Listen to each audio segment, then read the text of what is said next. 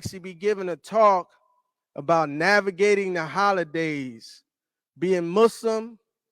How do we navigate with our kids living in a country where, you know, 'tis the season to be jolly, as they may say, right?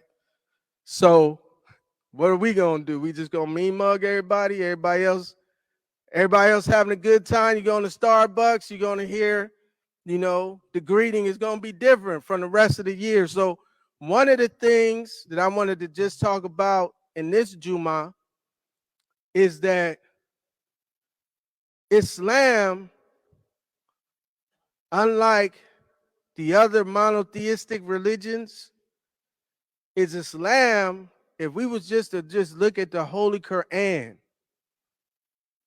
we would be able to know so much about Christianity and Judaism.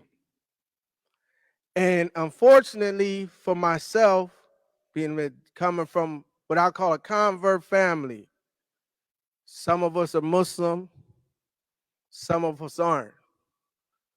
And some of the tools that I had when I was younger, they weren't the right tools to deal with my Christian grandma, right? Because I was looking at it more like a combative type of thing. Use a kuffar, and I'm not. Know what I'm saying? And it was certain things that are in the Holy Quran. For instance, if I would have been there, I remember the last time I talked to my grandmother. I had bought her a green hardback Yusuf Ali translation of the Holy Quran. And she said, people done bought me like 10 of these. She said, I can't get with the X's and the lines and the V's and the why you can't just use regular numbers? Because in those old Yusuf Ali translations, they have Roman numerals. She was like, which is funny because the numerals that we use are Arabic numerals. So it would only make sense that the Quran, why are you putting it in Roman numerals? Like for her, she was like, and she was very, very religious woman. So I would go to her house when I was a kid, growing up. She's my grandmama. Picture, she had an iconic picture of the Last Supper in the house. Now we have a surah in the Holy Quran that's named for the Last Supper, Surah Al-Ma'idah. This, I could have told my grandma, there's a surah in the Holy Quran about that picture you got on the wall. But because I wasn't there in life, I couldn't navigate that kind of thing with my grandmama, so she wasn't with the Roman numerals, and we didn't really have any religious conversation outside of the fact that she was from Louisiana. I would go to her house. She would have a pot of gumbo just for me and my sisters, and then a pot of gumbo for everybody else. She's like, we know y'all don't eat no pork. I made this special pot of gumbo just for y'all. So I didn't know if she made it with the rest of the stuff and then pulled the pork out, or she just. So I'm kind of like, should I really eat this? You know what I'm saying? Also, she used to say, never put your elbows on the table when you eat. This is how religious my grandmama was. If you look at the picture of the Last Supper, you see the disciples at the dinner table. One disciple has his elbows on the table. That disciple was Judas. He's the one who turned in Jesus, alayhi salatu wasalam, to the Romans. So because of that picture, we weren't allowed to put our elbows on the table because that's what Judas did, right? So if I would have been more refined, I could have talked to my grandmama. And that's why I'm saying it now, because we all have, we might not have non-Muslim family members, but we all got non-Muslim neighbors. We all have non-Muslim friends. A lot of us have non-Muslim significant others. We live in a non-Muslim country where the biggest religion is Christianity. So it's very important that we are able to talk to our Christian neighbors, our Christian spouses, our Christian stepchildren.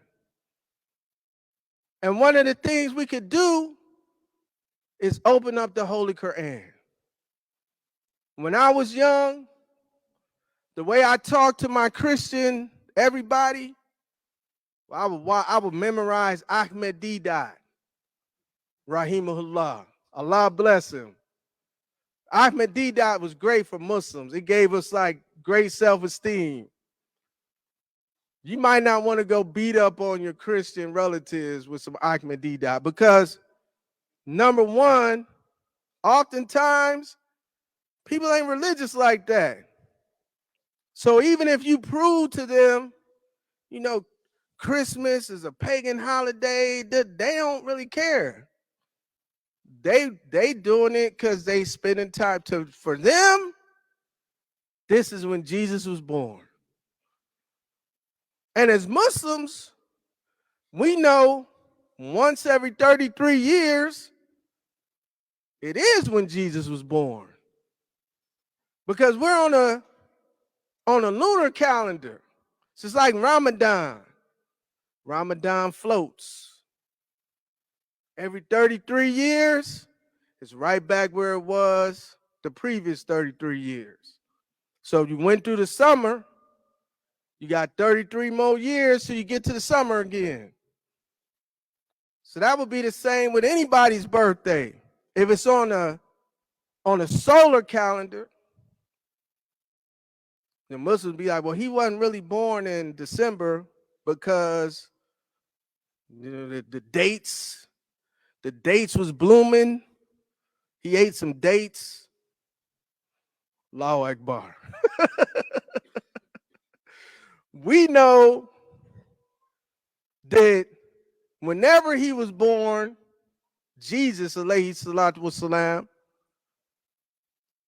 that at that time, the Israelites, they used a lunar calendar. So whenever he was born, that day is going to float in comparison with the solar calendar. And regardless if it did or it didn't, non-Muslims, they don't care about the paganness. This is Christmas for them. And so the way we can have a conversation is we can say, you know what? The Holy Quran talks about Jesus, alayhi salatu wasalam's grandfather. It's a chapter in the Holy Quran that's named Ali Imran. And Imran was married to a woman